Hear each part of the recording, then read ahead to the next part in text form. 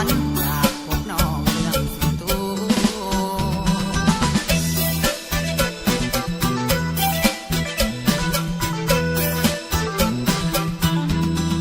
บ่เห็นหน้าได้ฟังเสียงก็พออยู่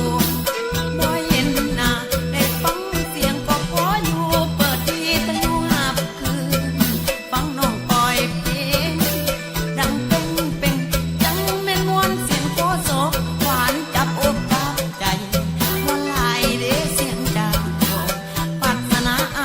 จันเป็นนิทานเก่ากระต่ายใหม่จันบ่ได้สอนพอได้แต่นั้นเห็น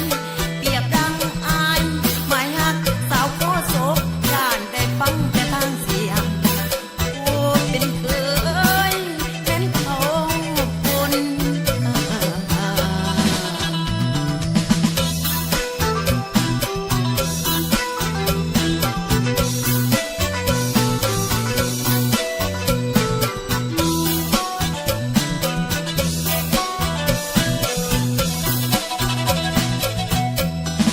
บ่เห็น